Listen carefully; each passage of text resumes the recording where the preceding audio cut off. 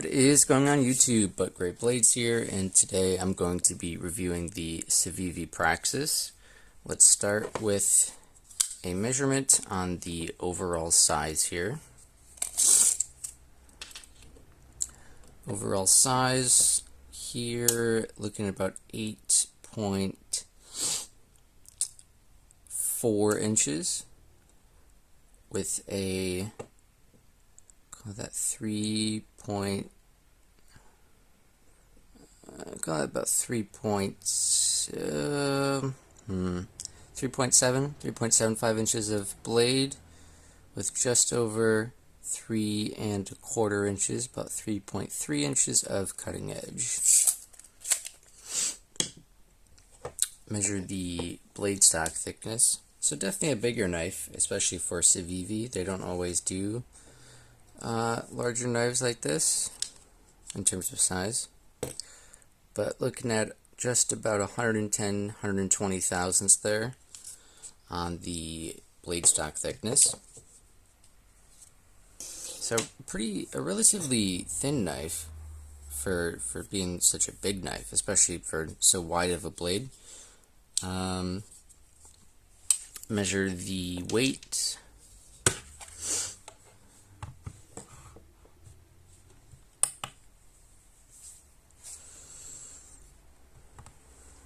So weight 4.4 ounces, so not too bad. Do a size comparison as well with the with the Demco 20.5. This one with original goat scales on them. Link them down below, and then also the QSP Penguin.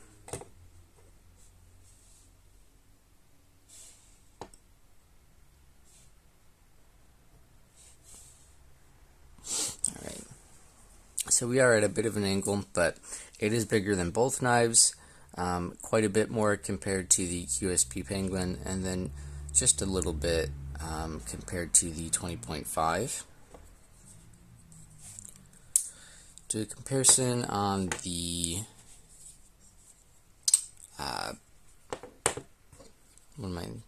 the carry profile, and thickness here.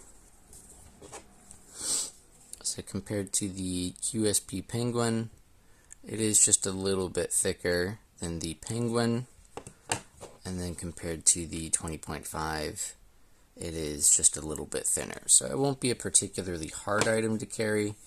And then in terms of height, total height, like in your pocket here, it is going to be pretty similar to the Penguin. Actually, just a little bit bigger, but pretty similar in terms of height because of the height of the blade there. And then it is going to be smaller than the 20.5 here. If we can get that, it is going to be just a little bit smaller. So it's definitely, like I said, not going to be a particularly hard knife to carry. It's not too bad. So this is at this point, a pretty old, well, I guess maybe not super old, but a fairly old Civivi model. I think like 2018, 2020, something like that. They have since made other variants of this. There's the Mini, there's the button lock. There's not a lot of people actually know, but We also has a version, which is the same company, parent company as Civivi. They have a premium version, which is a titanium, I think it's a frame lock and not a liner lock, but titanium frame lock. That one actually has thumb studs on it, and it has upgraded steel as well. I think it's about S35 VN, I want to say.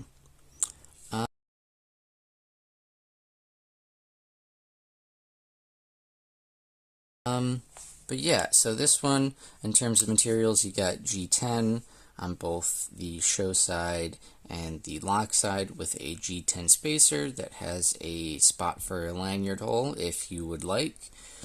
It is reversible carry, but it is only tip-up carry. that's fine. I don't know, it doesn't really bother me too much. Tip up, tip down, whatever. But it is reversible carry.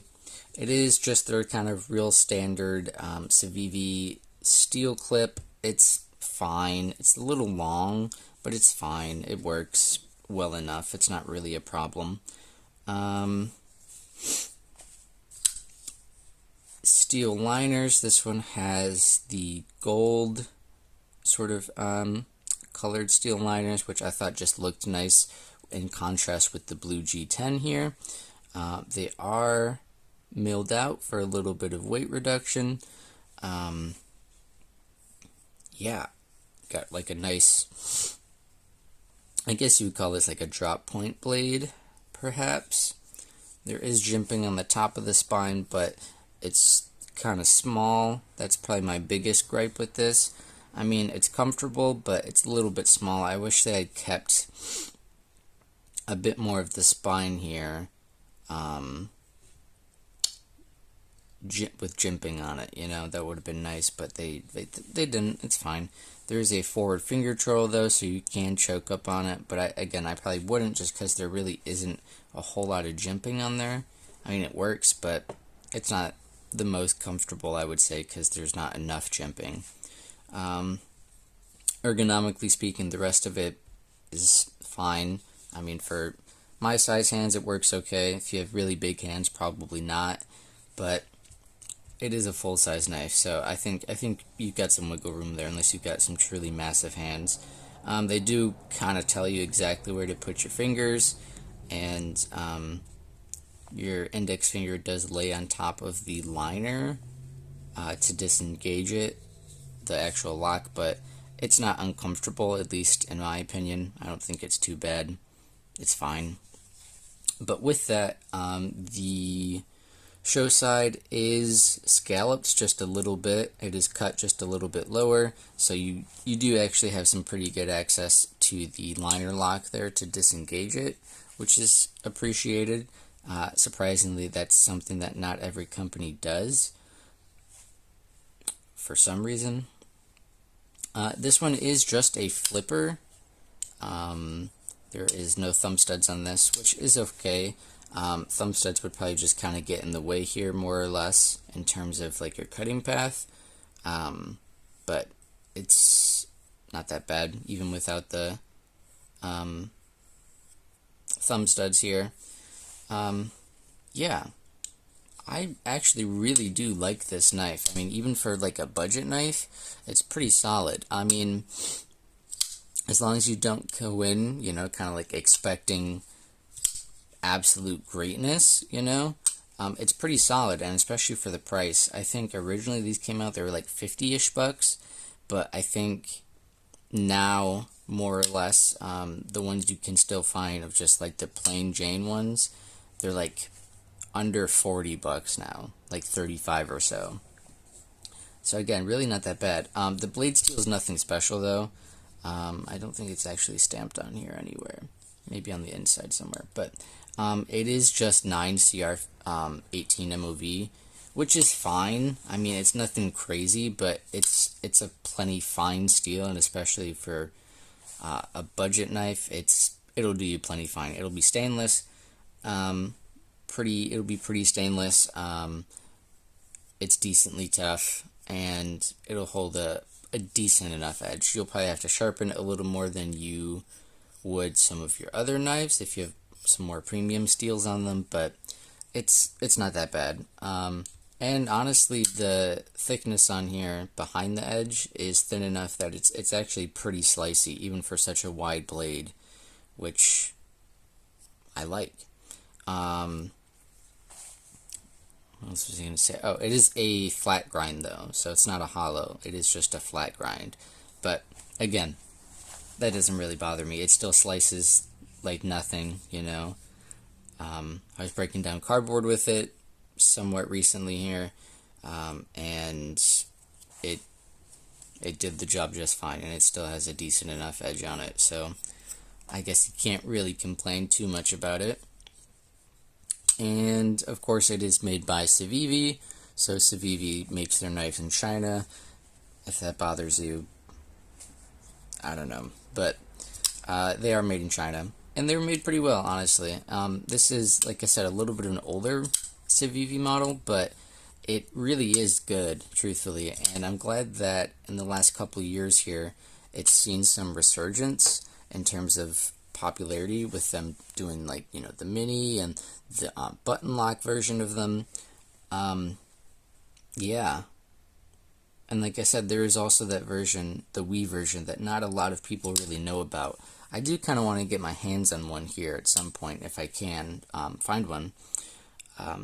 Just because I do actually really genuinely like this knife. It's kind of boring in a sense. Like, it's not really doing anything special here, but it is just a good knife. And especially the budget version here, you know, it is just a good knife to, you know, just have in your pocket or throw in your truck or something like that, you know, if you want, like, a decent, like, beater knife, because it is, like I said, it's like $40 or so now, I think, last I checked. So it's really not terrible on price. And you won't be sad, you know, if you ding it up or anything like that. But yeah, it does run on, if I can see here, washers. I believe it's phosphor bronze washers. I'll have to double check. I actually didn't look at that beforehand, but I believe it's phosphor bronze, which is pretty good, pretty solid, again, for a budget knife, and it does have pretty solid action, you know, I mean, nothing crazy, but it is pretty good, you know, and no blade play, left, right, up, down, no lock rock or anything like that, detent lash. It's solid, which is nice, because there are some knives that are way more expensive that have at least one of those issues, which is insane that they would have any of those problems straight from the factory, you know. Obviously, there's a difference between getting like a fluke, you know, getting a lemon or something like that, but there are some companies that have had repeated issues with things like that, but I digress. Yeah, I don't know that I have really too much more to say about this. I mean, it's pretty standard knife, you know, nothing crazy going on here, but I do actually really genuinely love it. Yeah, but let me know what you guys think down below. Be sure to leave a like and subscribe, because I'll be posting more videos. Let me know, though, what you think down below about the Civivi Praxis. Also, something I haven't really mentioned before, but it's been down in the description here for a while, but I do also have an affiliate link with DLT. So if you're interested, there is a link down there. You know, you click it, and if you buy anything, you know, I get a little bit of that. I'm going to be straightforward and honest with you there. It's not like it's sponsored or anything like that, but I just have an affiliate link. If you shop there, you know, I get a little kickback out of it, which is appreciated, because currently, for those of you who don't know, I make no money off of these videos. You know, any views or anything like that, I get nothing for these videos at the moment. Which is fine, you know, I'm enjoying what I'm doing, and I hope you guys enjoy as well, but a little something would be nice, you know, in addition. So yeah, if you're interested, there's a link down below there that you can use. But I will see you guys in the next one. Take care. Bye.